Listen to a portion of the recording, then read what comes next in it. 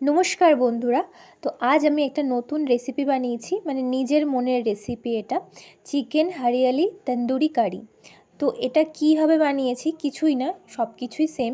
তো চলো তোমাদের সাথে আজকে শেয়ার করে নিই। তো ফার্স্টে করে নিয়েছিলাম মশলা বাটা, পেঁয়াজ, আদা, রসুন, আর রসুনটা গোটা বেটে নিয়েছিলাম একসাথে। চিকেনটা ভালো করে ম্যারিনেশন করে দিচ্ছি দই, আদা, রসুন, পেঁয়াজ বাটা, হলুদ, নুন। আর চিকেনটা ভালো করে ম্যারিনেশন করে দিয়েছি টক দই পরিমাণ মতো। আর এখানে নিয়েছি আদা, রসুন, পেঁয়াজ বাটা, হাফ দিচ্ছি আর হাফ আমি গ্রেভির জন্য ইউজ করব। তো এখানে অল্প পরিমাণে আমি আদা, রসুন, পেঁয়াজ বাটা নিয়ে নিলাম।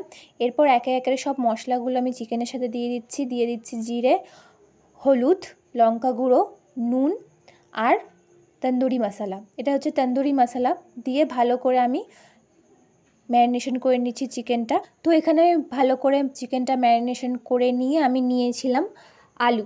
হ্যাঁ, চিকেনে একটু আলু দিতে হয়, তো আমি কয়েকটা আলু কেটে নিয়ে সেটা ভেজে রেখে দিয়েছিলাম। আর এখানে আমি চিকেনগুলো পরপর ভেজে নিচ্ছি, মানে যেটা আমি ম্যারিনেশন করেছি সেটাই আমি আর কি ভেজে নিচ্ছি চিকেনগুলো ফার্স্টে। এখানে কিন্তু আমি একবারে কষাচ্ছি না মাংসটা, আগে আমি ভেজে নিচ্ছি। যেভাবে কাবাব বা তন্দুরি করে পোড়া পোড়া হয় ব্যাপারটা, কিন্তু এখানে যেহেতু আমি ভাজছি তেলে, সেই জন্য পোড়া ব্যাপারটা হবে না।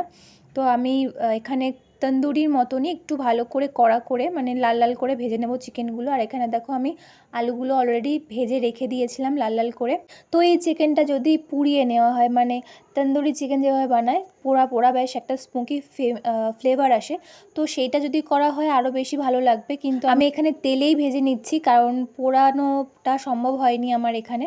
তো একটু ভালো করে তন্দুরির মতন ভালো করে একটু কড়া করে ভেজে নিয়েছি লাল লাল করে চিকেনটা। আর এখানে আমি ওই একই তেলের মধ্যে দিয়ে দিচ্ছি দারচিনি আর এলাচ, আর সাথে বাদবাকি যে মশলাটা সেটা তেলে দিয়ে আলু দিয়ে ভালো করে ফার্স্টে কষিয়ে নিয়েছি। আর এখন দিয়ে দিচ্ছি চিকেনগুলো, যেগুলো আমি অলরেডি ভেজে তুলে রেখেছিলাম। আর সাথে দিয়ে দিচ্ছি যে মশলাটা ছিল সেটার জল, একটু গরম করে নিয়েছিলাম, উষ্ণ গরম করে নিয়েছিলাম।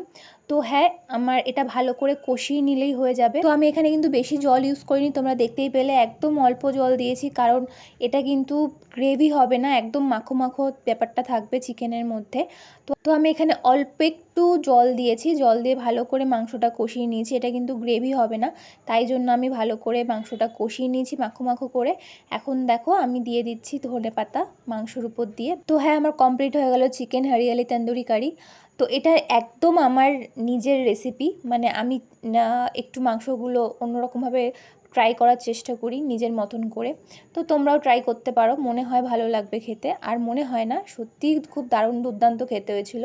আর আমি এটা সার্ভ করেছি পরোটার সাথে, ভীষণ দুর্দান্ত লাগে পরোটার সাথে খেতে। আর হ্যাঁ, তোমরাও ট্রাই করে দেখতে পারো কিন্তু। তো কেমন লাগলো আমার রেসিপিটা অবশ্যই কমেন্টে জানিও, ভালো লাগলে লাইক করে দিও আর আমার পেজটাকে ফলো করে দিও। টাটা।